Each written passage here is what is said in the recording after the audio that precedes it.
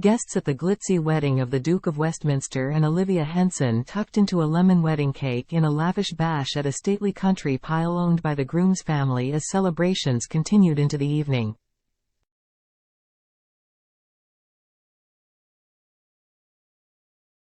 Billionaire aristocrat Hugh Grosvenor, 33, tied the knot with Miss Henson, 31, at Chester Cathedral this afternoon.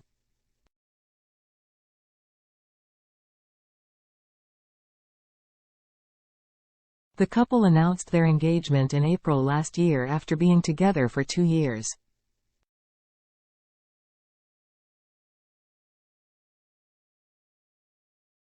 After the ceremony finished around 1 p.m., around 400 guests including Princess Eugenie and TV producer Phil Redmond, left the venue in coaches to go to a lavish reception at the Grosvenor family seat, Eaton Hall, just outside Chester.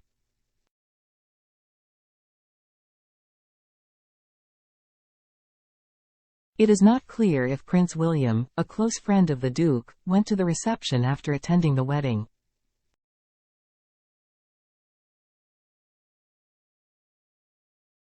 The couple have been scrupulous about not giving away details, however it is understood guests were set to tuck into a wedding cake flavored with lemon.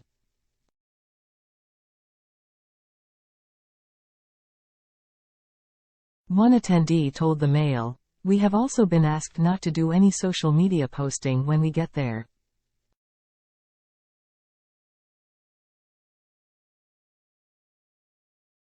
Eaton Hall was once a gloomy Victorian pile only to be bulldozed and replaced by a brutally modern concrete construction.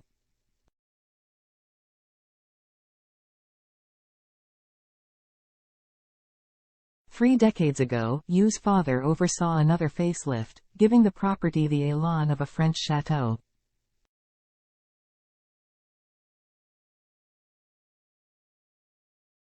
The house has also been surrounded by formal gardens since the 17th century, the design of which has changed over the centuries in accordance with contemporary ideas and fashions.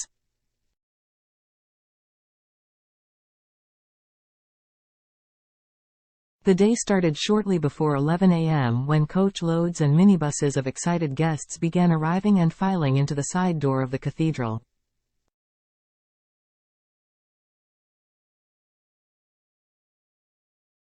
As they rounded the corner, many smiled and waved back to the crowds lining the streets, who were cheering their arrival.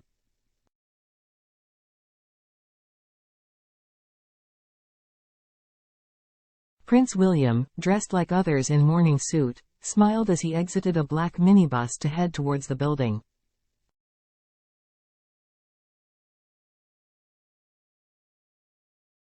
Guests joined the long queue snaking into the cathedral, waiting to be shown to their seats by Prince William and the other ushers.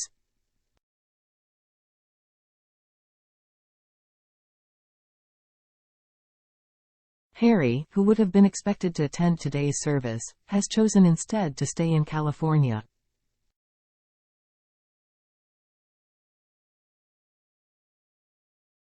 Miss Henson arrived at the cathedral just before noon in a vintage 1938 Bentley owned by the Grosvenor estate.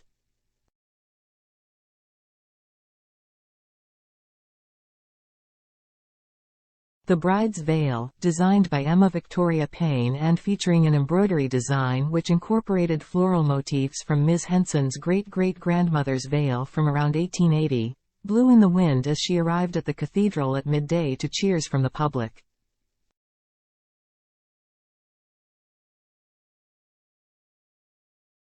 Her dress was made by the same designer and she accessorized with blue shoes and the Faberge myrtle leaf tiara made for Grosvenor brides to wear on their wedding day, which has been in the family since 1906.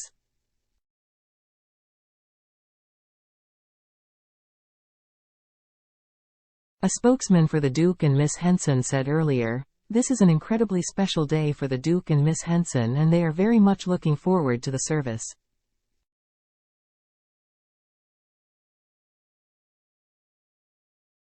It means a lot to them to marry in Chester Cathedral, especially given the Grosvenor family's long and close personal connection to both the cathedral and the city of Chester.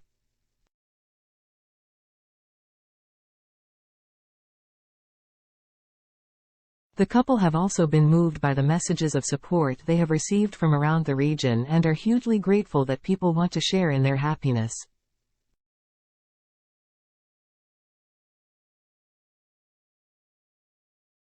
At around 12:30 p.m., two silver-haired Just Stop Oil fanatics threatened to ruin the joyous occasion by using fire extinguishers to spray powder paint in the direction of the wedding party, which included the Prince of Wales, as they left Chester Cathedral.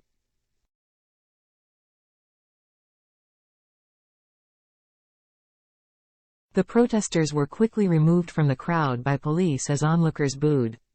They were named by JSO as Polly, 73, a care worker from Norfolk, and Sheila, 69, a former NHS nurse from Bristol.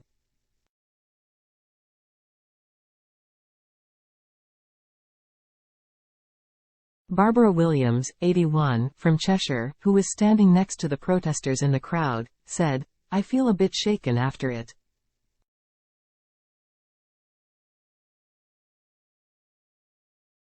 We were standing next to them all day." Her friend Andrea Machin, 56, added, "They were already here when we arrived at 7 a.m., they had shopping trolleys with them."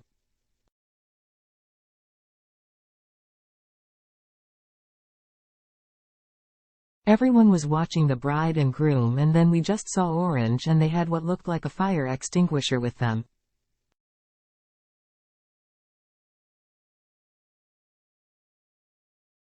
The police realized quite quickly what was happening and pulled them out.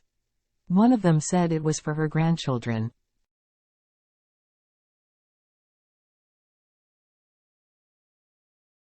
It happened just as William was coming out of the door. Rona Dalziel, 57, said, one of them had been reading a Richard Osman book.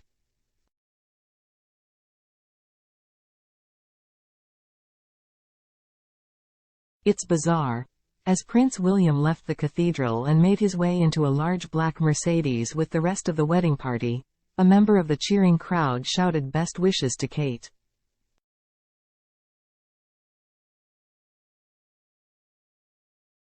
William thanked the man by raising his hand and waving.